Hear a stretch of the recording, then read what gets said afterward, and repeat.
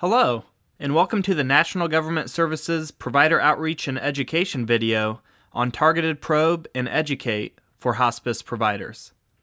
The objective of this educational session is to deliver information and resources to hospice providers regarding the targeted probe and education medical review processes implemented October 1st, 2017. The Centers for Medicare and Medicaid Services, or CMS, instructs the Medicare Administrative Contractor, or MAC, to perform medical review activities in an effort to ensure proper payment of claims from the Medicare Trust Fund. The objective of a medical review audit is to identify and prevent inappropriate payment, identify potential risk to the Medicare Trust Fund, as well as ensure appropriate payment. And the most important objective is to educate providers on the results of the audit or probe. These objectives are met by performing medical review activities. CMS has directed the MACs to change the medical review process from the Progressive Corrective Action, or PCA, process to a targeted probe and educate model. The effective date of this change was October 1st, 2017. The TPE process has since replaced the PCA process for all lines of business.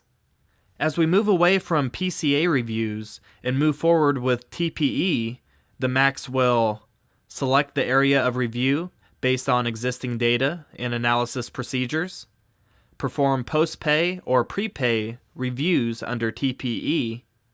With the new TPE process, there will be a set number of claims between 20 and 40 claims. With the new TPE process, education will be offered at the conclusion of each round of review and/or during the medical review process if the clinical review staff determines there is a specific issue that can be corrected easily via a quick call to the provider. Data analysis will still be the focal point of selecting areas for medical review activity and selecting providers. Medical review performs data on a quarterly basis and identifies areas of billing practices that warrant a little further research through review of documentation. Medical review then develops an improper payment reduction strategy and uses this strategy to decrease improper payment. Targeted probe and educate can also be based on CMS instruction to determine targeted items, service, devices, and/or providers. When we talk about data analysis, this means that medical review is looking at data to determine where there could be potentially inappropriate billing, meaning that medical review is looking at trends, utilization patterns, and can also look at billing comparisons to peers. The TPE process starts with an initial probe, meaning that medical review has identified a selected area for review via data analysis, and providers will be notified via USPS with a notification letter. Shortly thereafter, the Medicare system will be set up to start requesting medical records for review. Once the provider sends in the documentation, the validation/medical review phase begins, and upon completion of review, calculations are made based on the findings. We will discuss calculations in more detail during this presentation. Once the calculations are completed, a detailed provider results letter and offer for one-on-one education is sent out. Please review your results letter in its entirety and follow the directions to request the appropriate education related to the denials. As stated, once providers have been selected for review, they will receive a notification letter. The letter will be mailed to the provider address that is on file in the Medicare system.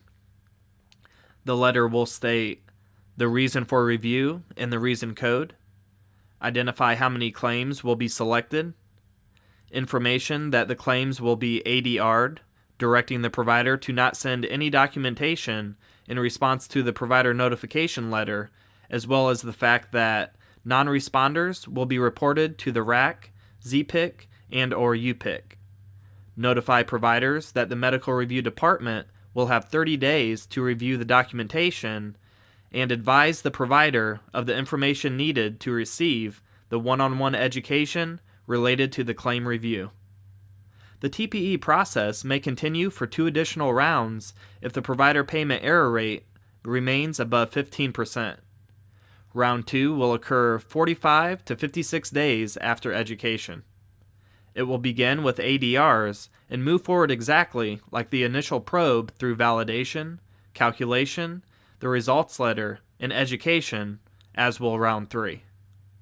If a provider continues on with higher than a 15% denial rate through round 3, they will be referred to CMS for corrective action, which may include extrapolation, referral to ZPIC, UPIC, or RAC, 100% prepay review, and this list is not all inclusive.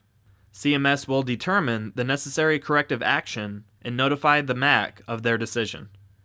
Providers can anticipate receiving ADRs shortly after receiving your notification letter.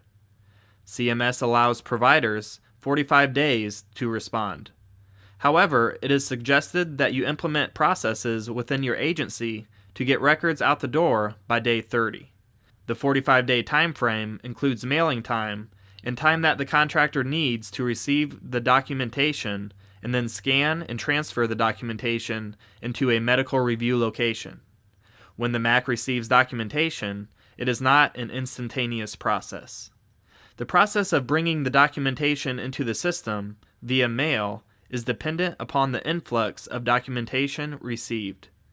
We recommend utilization of NGS Connects to send documentation, which is a much more efficient process than sending via USPS, UPS, or FedEx. If you are not currently using NGS Connects, you can go to NGSMedicare.com for more information. Also, keep in mind that you are required as a Medicare provider to respond to an ADR and provide documentation to support the services billed. Failure to comply will count as an error. So, what is medical review looking for when reviewing claims? In short, they are looking at documentation to make sure the record supports all of the CMS requirements. They will be looking at the technical components of the documentation. For hospice, this would include the physician certification and beneficiary election statements. They are reviewing to ensure all documents adhere to the CMS requirements. Medical review will also include evaluation of medical record documentation for eligibility to make sure that all the Medicare coverage guidelines are being followed and that the services you have billed are supported within the documentation. Payment error rate, or PER, looks at the dollars that are at risk to the Medicare Trust Fund. This is a very important calculation. The payment error rate, most generally, will determine the correction action phase and whether or not you will be released from medical review. The PER is calculated by taking the dollars that Medicare paid you versus the dollars medical review denied to obtain a percentage. For example, if Medicare paid or would have paid you $1,000 and medical review denied you $500, your payment error rate would be 50%. The PER is reported on your detailed provider specific results letter. Additional rounds of the TPE process will occur when a provider's PER is 15% or greater. The claims error rate looks at the number of claims reviewed by the number of claims that were denied. For example, if medical review looks at 10 claims and denied 5 claims, you have a 50% claims error rate. Medical review may or may not report your claims error rate in your detailed provider-specific results letter. Important to note is the fact that medical review will not change payment or claims error rates when claims are overturned upon appeal. Error and denial rates are based strictly upon the review findings at the medical review level. This is not a change in policy or procedure as a result of the TPE process. This is a long-standing regulatory policy. At the conclusion of a round of review, the medical review department will develop a detailed provider results letter. It is imperative that providers ensure that this letter is reviewed in its entirety for important information regarding additional rounds of review and one-on-one education. The letter will identify the reason for any and all denials and include the Medicare regulations that support the findings. It will also include the provider payment error rate that must be less than 15% for TPE release. The letter will also provide instructions for setting up one-on-one education. It is suggested that all providers utilize this opportunity for further education. When preparing records, it is imperative that providers copy both sides of the documents. While utilization of cover letters is at the discretion of the provider, it is important to organize all documents. It is also suggested that providers paginate records, as well as complete a quality review of the documentation to ensure legible signatures and/or inclusion of a signature log. Remember to attach the ADR on top of the medical record, and it is suggested to send the records to the MAC within 30 days to ensure timely receipt within the 45-day window. Listed on this screen are some common mistakes that providers make when submitting records in response to an ADR.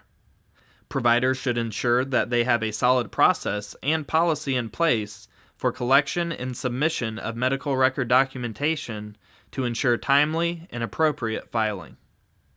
This screen identifies how providers within Jurisdiction 6 can submit requested medical records utilizing electronic methods via NGS Connects or ESMD, FedEx, USPS, or fax.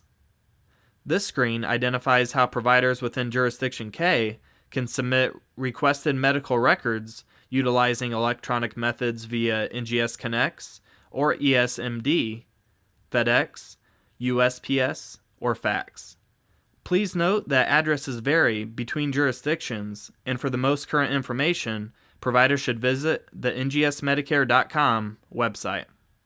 Although TPE is a change from PCA, there have been no changes to the federal Medicare appeals processes. Level 1 appeals, commonly referred to as redeterminations, are generated via NGS as the MAC for JK and J6.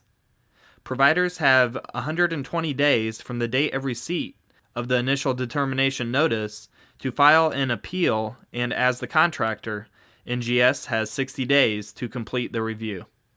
There is no set dollar amount in controversy that has to be met.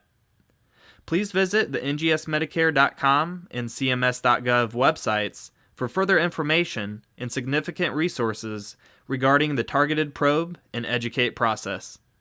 The Provider Outreach and Education Department applauds our providers for their efforts to maintain current with federal Medicare guidelines and thanks you for taking the time to review this important information. Stay tuned to the National Government Services YouTube channel for more educational opportunities designed for you.